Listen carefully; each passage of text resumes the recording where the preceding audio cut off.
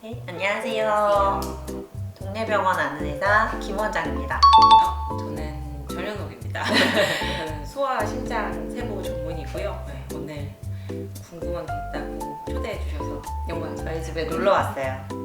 소아과 동기인데 이제 조금 더 세분화해서 소아 심장을 더 전공을 했어요. 왜 그랬을까요? 사실 저희 소아과에서 3D라고 하는 분과가 3개가 있는데 주로 응급이 있는 분과여서 심내나 혈액종양, 소아 심장이 이제 소아과 내에서도 3D라고 하는데요. 아무나 못하는 과예요. 정말 사명감이고 사명감. 그때는 결혼도 안 하고 결혼 생각이 없었었는데 이렇게 될 줄이야. 이렇게 되었습니다. 아니 근데 진짜 뭐 사명감만 있는다고 또 되는 게 아닌 게 너무 어려워요. 필요한 분과고 누군가는 해야 되는 분과인데 내가 재미가 있으니까는 한 게 맞는 것 같아요.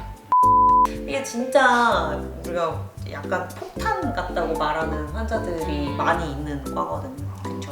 콘텐츠를 좀 계획을 하면서 다시 이제 심장 파트를 보셨나요? 다시 한번 보다가 큰 병원이다 보니까 저는 이제 심장 초음파실에서 주로 근무를 하고 있고요. 그래서 임상으로 이제 외래 보시고 입원 환자 보시고 하는 거랑은 조금 이제 차이가 있는데 조금 다른 업무를 보고 있는데요. 그런 배경 지식이 있어야지 초음파 볼 때 할 수가 있어서 작년부터 아산병원에서 다시 근무하고 있습니다.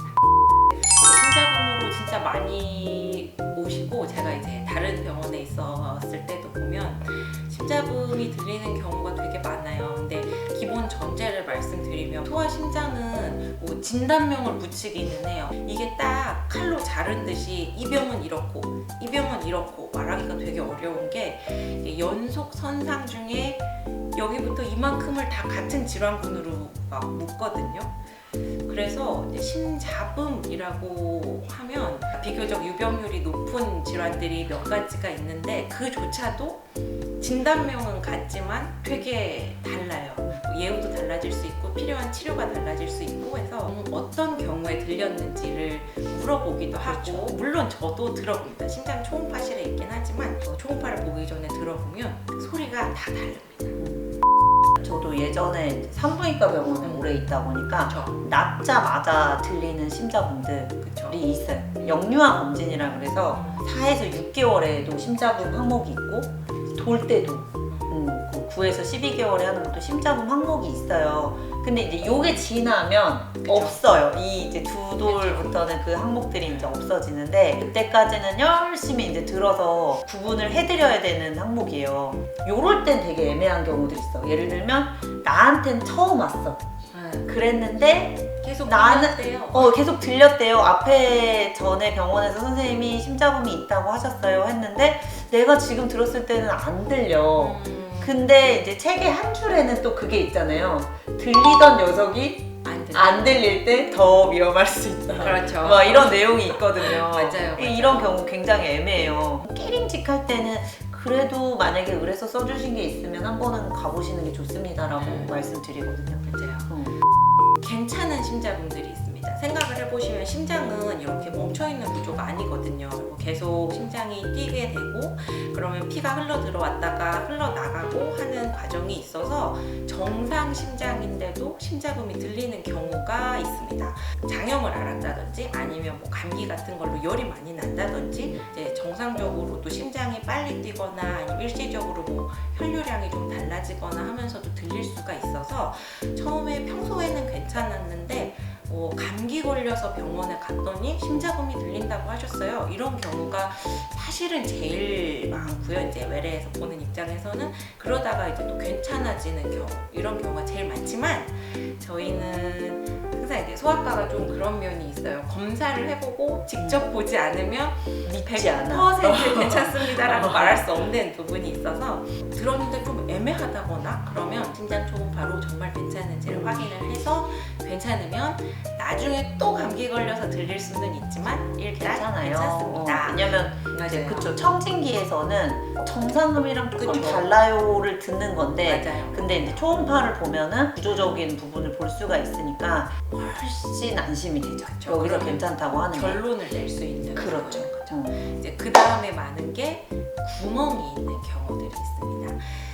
유병결로 따지면 심방 사이에 구멍이 있는 심방 중격 결손이 사실은 제일 많고요. 그 외에도 심실 중격 결손이나 아니면 이제 폐동맥 협착 아니면 동맥관 개존증 이런 이제 들으시면 안 될 법한 질환군이 있기는 한데 제가 말씀드린 이런 것들이 다 진단명으로는 똑같이 나가지만 위치가 어딘지 그리고 뭐 구멍의 크기가 얼마나 큰지 그리고 구멍의 모양이 어떤지 이런 거에 따라서 어떤 부분은 아기 때 들렸다면 돌 때 다시 오세요 할 수도 있는 거고 다른 검사도 합시다 늦기 전에 뭐 치료합시다 뭐 이렇게 다 다른 군이어서요.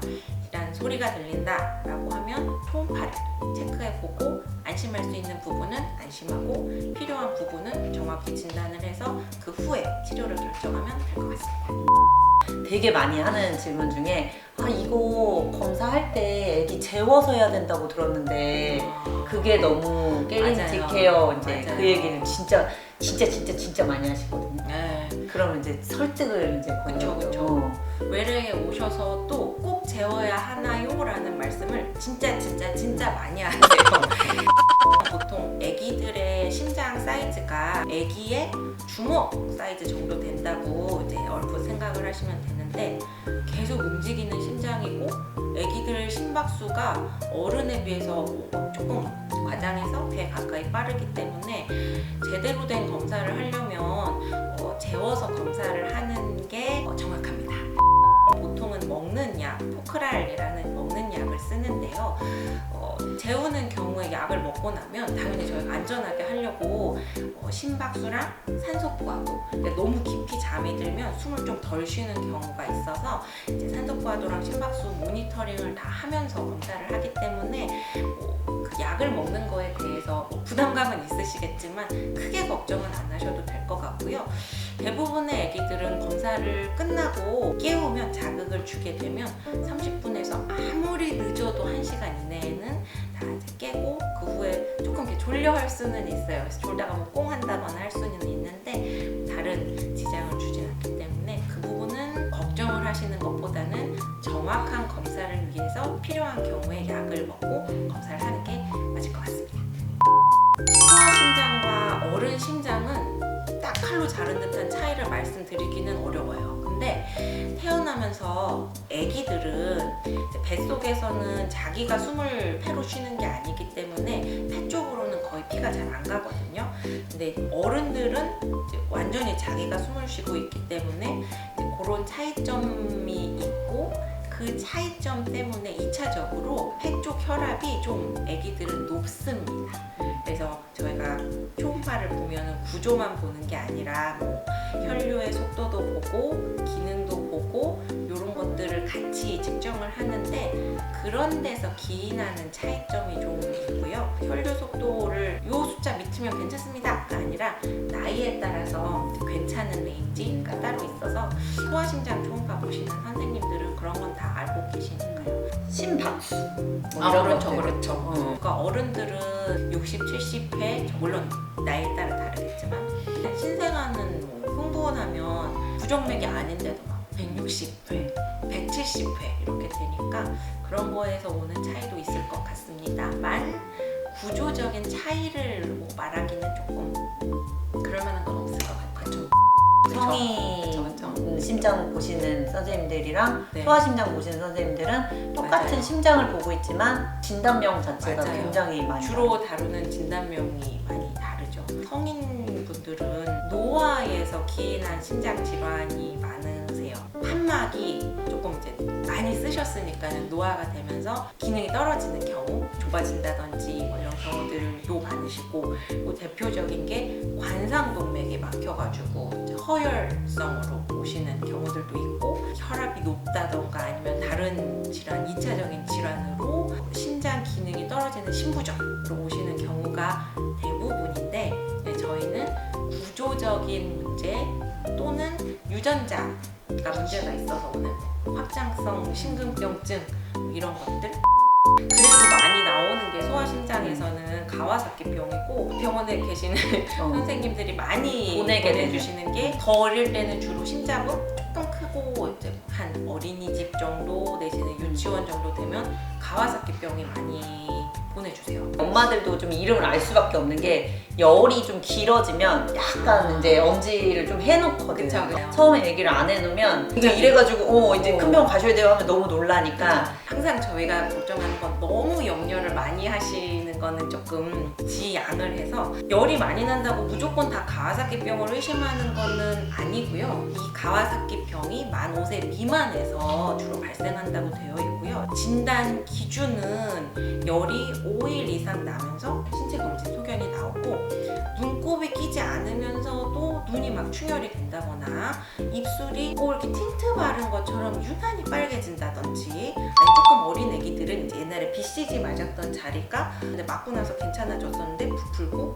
빨개지고 그리고 몸에 다형성 홍반이라고 해서 이렇게 막 발진이 돋는다든지 아니면 손가락 발가락이 평소랑 비교해서 좀 빨개지는 느낌 내지는 조금 붓는 느낌 뭐 이런 것들 그리고 목이 양쪽이 다 붓는 경우도 있기는 하더라고요. 근데 주로는 한쪽이 림프절 만져지는 것처럼 이렇게 붓는 이런 증상이 이제 같이 있으면 저희가 진단을 하는데요.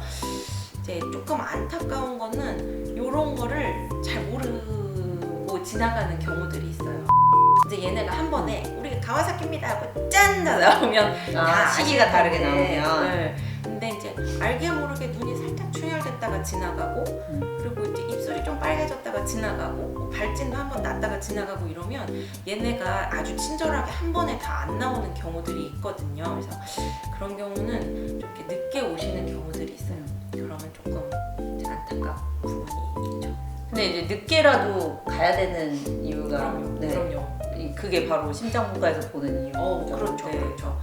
그래서 이 가와사키병이라는 게 사실 전신 혈관염이 되는 건데 다른 데는 뭐 그냥 그렇게 지나가면 괜찮겠지만 열이 계속 난다는 거는 혈관염이 지속되고 있다는 이야기고 제일 중요한 혈관인 관상동맥을 침범할 수 있습니다. 그래서 침범을 해서 그냥 얌전하게 지나가 주면은 좋은데 이게 혈관염이기 때문에 혈관에 염증이 생겨서 이 혈관이 늘어난다든지 동맥꽈리라고 표현을 하는데 이렇게 예쁘게 혈관이 지나가다가 중간에 이제 콩알처럼 이렇게 뻑 늘어난다든지 이렇게 모양이 변하는 경우가 있습니다. 이럴 때는 그쪽으로 가던 혈류가 예쁘게 지나질 못하고 그 사이에서 이렇게 와류를 만들고 그럼 이제 혈전이나 이런 게 문제가 돼서 어른들 이렇게 협심증 이런 식으로 올 수 있거든요. 그래서 저희가 그 부분을 경계하고 5일 이상 열이 계속 나는데 가와사키병이 맞다라고 진단이 되면 빨리 열을 떨어뜨리려고 혈관염을 끝내주려고 면역글로불린이라는 약을 입원해서 써야 되거든요. 그래서 계속 열이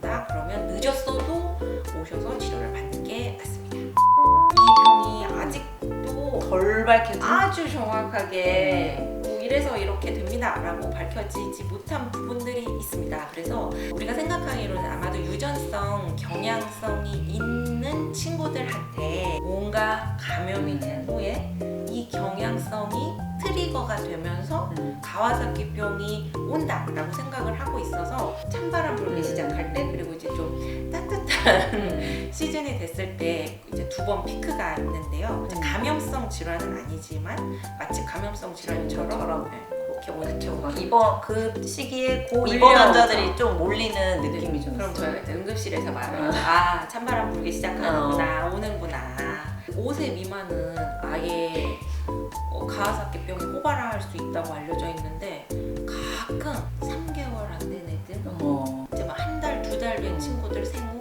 이런 경우나 아니면 막 15살, 16살 이렇게 된 친구들이 오는 경우가 있어요. 그러면 우리가 생각을 할 때 이 연령은 가와사키병이 호발하는 연령이 아니니까 좀 가능성을 살짝 놓고 생각을 하고 더 안타까운 건 그런 연령에서 올 때는 증상이 또 되게 애매하게 와요. 그래서 이제 생후 한 달인 친구들은 대부분 요로 감염입니다 이러고 해서 왔다가 아니 항생제 치료를 계속해도 계속 열이 안 떨어져서 이제 나중에 초음파를 봤더니 관상동맥 빵 이런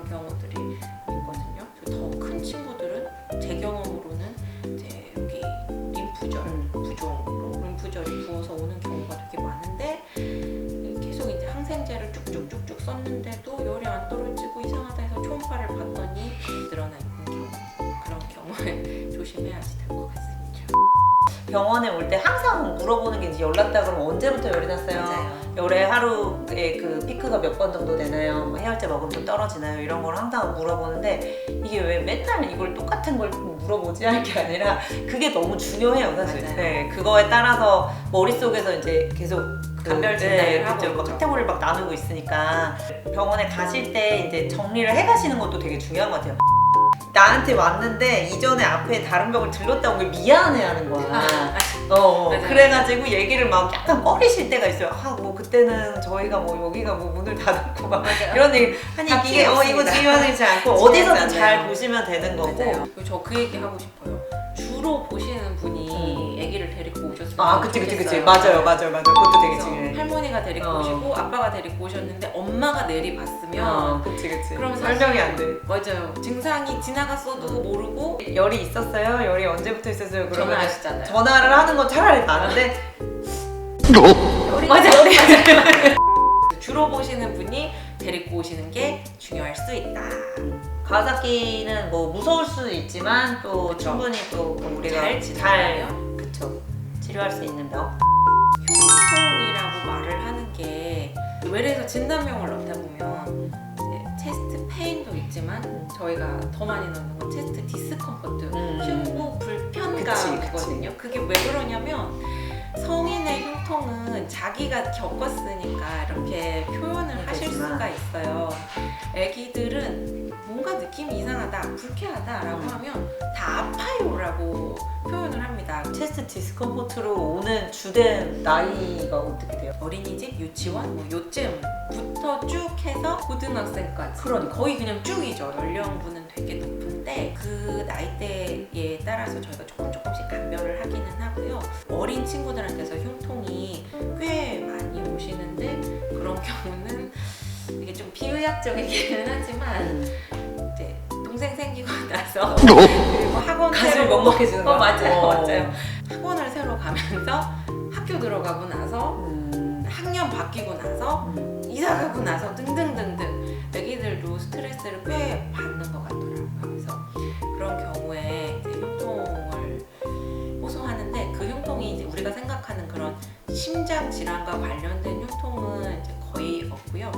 주의하셔야 되는 흉통이 있다고 하거나 아니면 이제 뭐 부정맥이랑도 같이 있을 수가 있으니까 두근거린다고 할 때 잘 보셔야 됩니다. 애기들은 자기들이 표현을 잘 못하니까 엄마 아빠가 잘 보셔야 되는데 하얗게 창백해지고 처지고 잘 먹던 친구가 밥을 잘 안 먹고 이게 땀을 뻘뻘뻘뻘 흘리면서 이게 뭐 불편하다고 표현하는 이런 거는 항상 중요하고요. 때깔이 중요하다고 그러잖아요. 그래서 일단 컨디션이 안 좋아 보인다 그러면서 흉통이면은 조금 경각심을 갖고 보셔야지 되고 자주 반복이 된다 그러면 오셔야지 되고 잠깐 아파 하고 또 잘 도도도도도 뛰어논다 그러면 그 이제 그런 안심하셔도 돼요. 그런 분이 대부분입니다. 그쵸.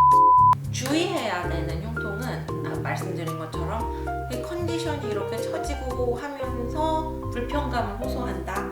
평소랑 확연히 다르다 그러면 아닐 가능성이 있을 수 있지만 그래도 체크를 해보시거나 아니면 병원에 데려가서 엄마가 보는 거랑 이제 심장 전문의가 보는 건 또 다르니까 그렇게 보셔야 되고 또 하나는 이제 조금 큰 친구들한테서 운동만 하면 아파요. 운동이랑 명확하게 연관지어지는 경우는 그럴 때는 병원에 가서 검사를 해보시는 게 맞습니다. 관상동맥이나 이런 구조적인 이상이 있진 않은지 내지는 이제 기능이 떨어질 만한 다른 문제가 있지 않은지 봐야지 안심할 수가 있어서 그런 경우에는 체크를 해보시고 와보시는 게 맞습니다. PSVT는 조금 많이 오잖아요.